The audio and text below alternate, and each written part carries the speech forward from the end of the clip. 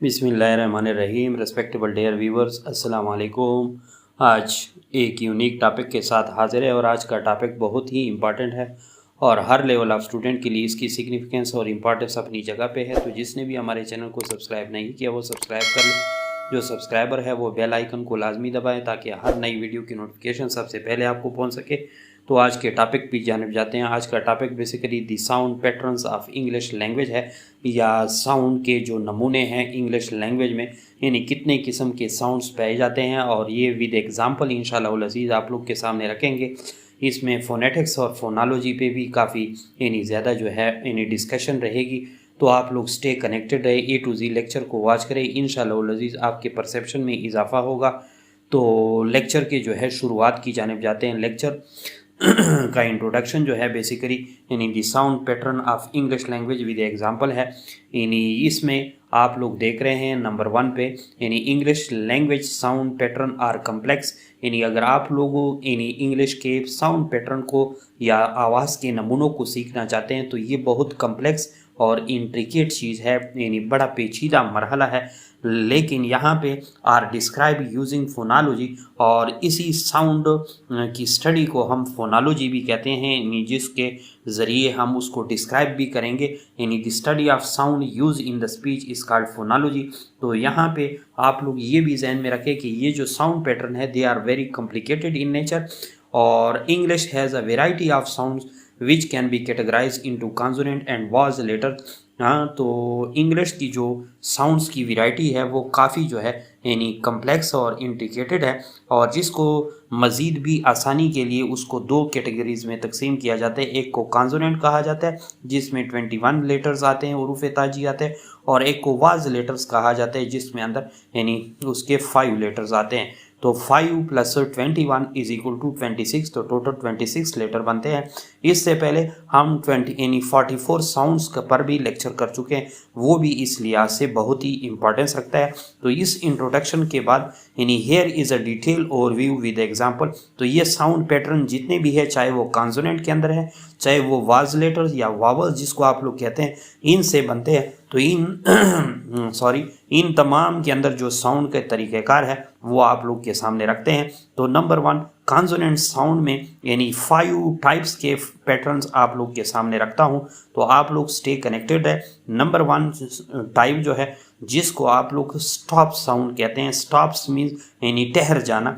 यानी कैसे ये ठहरना होता है, यानी आप लोग इस कॉन्सोनेंट साउंड को जब पढ़ते हैं तो एक दफ़ा आप ठहर जाते हैं और फिर जो है अचानक उसको यानी अपनी सांस को रिलीज़ कर लेते हैं। तो ये जो स्टॉप्स साउंड यानी स्टॉप कॉन्सोनेंट साउंड है, ये कौन से साउंड होते हैं? यानी these sounds involve a complete closure of air flow followed by a sudden release. यानी इसमें एयर फ्लो को यानी सांस को बिल्कुल आप लोग क्लोज करते हैं और अचानक यानी उसके पीछे अचानक उसको रिलीज करते हैं। तो इस किस्म के जो साउंड्स होते हैं बिल्कुल उसको स्टॉप साउंड या स्टॉप कॉन्सोनेंट साउंड्स कहा जाता है। यानी किस किस्म के साउंड होते हैं, एग्जाम्पल से आप लोग देख सकते हैं। यानी फैट फैट, अब एक दफा फैट फैट, अब फैट को आप लोग देखें यानी पी एज इन फैट, यानी उसके साथ मैंने प्रोनाउंसिएशन भी लिखी हुई है, उसकी मार्फिन्स भी लिखी हुई है और उसके सैम्बल्स भी लिखे हुए हैं ताकि आप लोग को आसानी से समझ आए। अब फैट में स्टॉप हो गया, ठ यानी उसकी रिलीज हो गई दोबारा उस एयर फ्लो की। इसी तरह यानी इसी एग्जाम्पल में बैठ बैठ, इसी तरह इसी यानी स्टॉप कॉन्सोनेंट साउंड में यानी डॉग डॉग, कैट कैट, इस तरह गो गो गो, यानी फौरन एक दफ़ा आप एयर फ्लो जो आपकी सांस है वो बिल्कुल रुक जाती है और सडन रिलीज हो जाता है किस चीज़ का, यानी कॉन्सोनेंट के, यानी आपकी एयर फ्लो दोबारा रिलीज कर लेते हैं सडन अचानक अंदाज से। तो इस किस्म के साउंड को हम स्टॉप कॉन्सोनेंट साउंड कहते हैं, जिसकी मिसाल मैंने fat bat top dog cat go आप लोग के सामने रखी। उसके सारे सैम्बल मार्फिन सारी स्ट्रक्चर आप लोग डिटेल में देख सकते हैं। इसी तरह सेकंड कॉन्सोनेंट साउंड जो अमूमन हम निकालते हैं इंग्लिश लैंग्वेज में या लिंग्विस्टिक में या फोनोलॉजी में, वो क्या होते हैं? यानी फ्राइकेट है उस साउंड, फ्राइकेटिव साउंड क्या होते हैं? These sound involve a narrowing of the air flow creating friction. यानी फ्राइकेटिव साउंड्स वो साउंड्स होते हैं जो आवाज को यानी सांस के रगड़ने से आप पैदा करें, यानी सांस के रगड़ रगड़ के निकलने के साथ आप उसको प्रोनाउंस करें, तो इस किस्म के साउंड को फ्राइकेटिव साउंड कहते हैं। यानी फ्राइकेटिव साउंड्स में क्या हो जाता है कि जो आपकी एयर फ्लो होती है, यानी सांस जो होती है वो थोड़ी यानी कम कम आ रही होती है, और साथ साथ रगड़ रगड़ के जो आवाज़ दे रही होती है वो फ्राइकेटिव कॉन्सोनेंट साउंड्स कहलाते हैं। यानी कैसे? यानी आप लोग फिश को में आप लोग देख रहे हैं, ये फिश यानी उसमें यानी फ्रिक्शन की आवाज़ या रगड़ रगड़ की आवाज़ आ रही है, और उसमें पूरी मुंह को हम बंद करते हैं यानी फिश, और उसके यानी नोक पे हम उस वर्ड को अदा कर लेते हैं। इसी तरह थिंक, इसी तरह वेज, इसी तरह सन, इसी तरह दिस, और इसी तरह जिप, इसी तरह शू, और इसी तरह मेजर। ये इस किस्म के साउंड फ्राइकेटिव साउंड्स कहलाते हैं। ये तो सेकेंड टाइप्स था। अब थर्ड टाइप जो है एफ्रिकेट साउंड्स या एफ्रिकेट कॉन्सोनेंट साउंड्स क्या होते हैं? इसमें क्या होता है कि वो पहले वाले जो है इन स्टॉप्स वाला स्टॉप कॉन्सोनेंट साउंड, और जो फ्राइकेटिव साउंड है वो दोनों ही इसमें एफ्रिकेट साउंड में होते हैं। यानी कैसे? There are a combination of stop and a fricative sounds. यानी कैसे? वो दोनों ऊपर वाले जो है इसमें कंबाइंड होते हैं। कैसे? एज इन चर्च, यानी एक दफ़ा स्टॉप और फिर जो है थोड़ा नैरो करके और फिर जो है रिलीज करना, यानी इस किस्म के साउंड में होते हैं। As in church.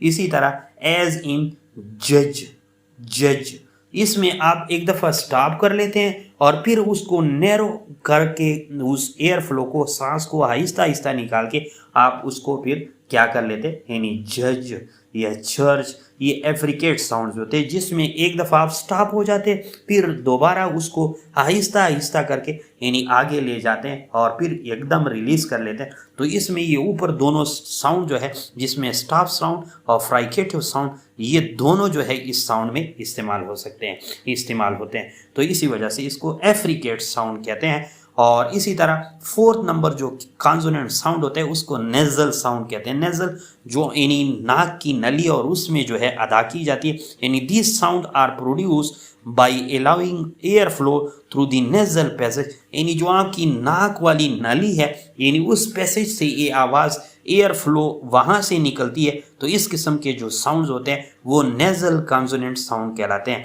For example as in man, as is man, as in nose, as in sing। ये यानी आप उसको नेजल में प्रोनाउंस करते हैं या नेजल पैसेज में प्रोनाउंस करते हैं। इस तरह फिफ्थ नंबर पे लिकर्ड साउंड होती है, लिकर्ड कॉन्सोनेंट साउंड होते हैं। This sound involve a partial closure of vocal tract, यानी आपके आवाज़ या वोकल कार्ड यानी आवाज़ निकालने वाले जो ट्रैक्ट है, रास्ता है, यानी जिसके ज़रिए आप आवाज़ वोकल कार्ड से आपकी आवाज़ आती है, वो स्लाइटली तौर पे यानी क्या हो जाती है, पार्शियली या पार्शियल अंदाज में उस वोकल कार्ड का रास्ता या उस आवाज़ निकालने वाले रास्ते या नली जो होती है थोड़ी सी बंद सी मालूम होती है, और ये लिक्विड यानी लिक्विड साउंड पे कहलाती है या लिक्विड कॉन्सोनेंट साउंड कहलाते हैं। कैसे? यानी as in lake, as in red, as in lake, यानी लेक के अंदर यानी आवाज़ जो है पार्शियली वो वोकल ट्रैक जो है वो क्लोज हो जाते हैं। ये तो थे यानी 5 टाइप्स के यानी वो यानी क्या नाम कॉन्सोनेंट साउंड में 5 टाइप्स मैंने आप लोग के सामने रखे। इसके अलावा वाल साउंड की जानिब जाते हैं। वाल साउंड क्या होते हैं? जो जिसको आप लोग वावल कहते हैं, जो 5 लेटर्स होते हैं यानी AEIOU। और English has a complex system of वाल साउंड इंक्लूडिंग बोथ मोनोफ्थंग्स और एंड डाइफ्थंग साउंड्स होते हैं with in the same syllable, यानी इसमें 2 वाल साउंड्स होते हैं। इसमें से यानी 2 वाल साउंड्स है, यानी वाल साउंड में क्या है, यानी ए ई आई ओ यू 5 लेटर्स है। उसमें 2 मेन अकसाम है जिसको मान ऑफ टंग्स कहते हैं और एक को डायफ्थंग्स यानी वाल साउंड्स कहते हैं। और there are multiple ways to classify these vowel sound but here are some example. और इसी वजह से मान ऑफ टंग्स और डायफ्थंग्स की बिना पे हम उस वाल साउंड को कैटेगराइज कर सकते हैं। लेकिन पहले ये समझे कि व्हाट इज मान ऑफ टंग्स क्या होता है। तो मान ऑफ टंग्स जो होते हैं ये पेपर यानी ये प्योर वाल साउंड्स होते हैं, इसमें खालिस वाल साउंड्स ही होता है बाकी, और होता भी सिंगल है। मानो मी सिंगल, यानी इसके अंदर सिंगल एक सेलेबल के अंदर एक सिंगल ही वाल साउंड मौजूद हो, उसको मान ऑफ टंग साउंड कहते हैं। और di means two, a combination of 2 vowel sound within the same syllable, ये डायफ्थंग्स कहलाता है। तो मान ऑफ टंग्स की मिसाल जिस तरह आप लोग इधर एग्जाम्पल देख रहे हैं यानी स्क्रीन पे, यानी बीट।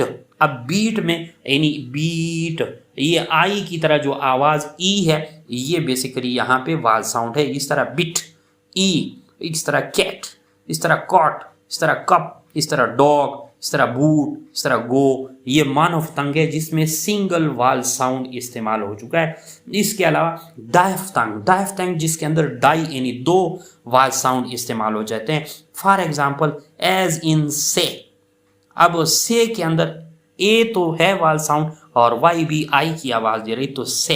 इस तरह बाय, ये बाय में यू तो है यानी वाल साउंड और वाई भी आई की आवाज। इस तरह बॉय, इस तरह हाउस, इस किस्म के जो साउंड होते हैं ये डिफ्थंग में आते हैं। इसके अलावा थर्ड जो मेन पैटर्न बन सकती है वो ये बनती है वाल साउंड के अंदर, वो है यानी थर्ड नंबर पे stress pattern. Stress pattern sound की वो नमूना है जिसके अंदर क्या होता है, English also exhibit stress pattern which where certain syllable in words are emphasise, जिसके अंदर उन सिलेबस पे ज्यादा जोर दिया जाता है। This can affect the pronunciation of walls and consonant sound, और इससे जो है वॉल्स और कॉन्सोनेंट के साउंड पे काफ़ी उसकी अदायगी पे फ़र्क आ जाता है। और additionally regional accent and dialect can lead to variation in English sound pattern.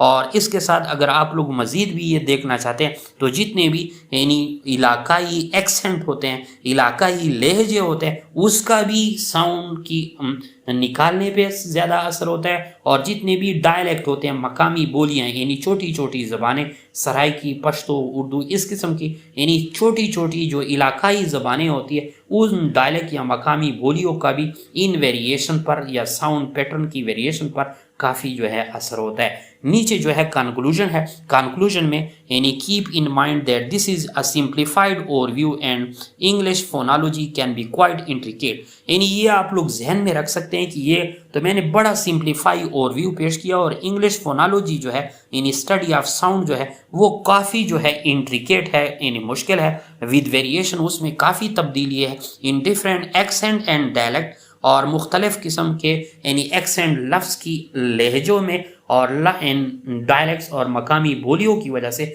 उसमें काफ़ी वेरिएशन है। तो इसी वजह से तो जिसने भी हमारे चैनल को सब्सक्राइब नहीं की वो सब्सक्राइब कर ले, और नीचे जो है यानी हेब्राइट इंग्लिश लर्निंग एम्पायर पे हमारा यानी यूट्यूब चैनल है, आप लोग उसको सब्सक्राइब भी कर सकते हैं और हमारे फेसबुक पेज को लाइक एंड फॉलो भी कर सकते हैं। Thanks for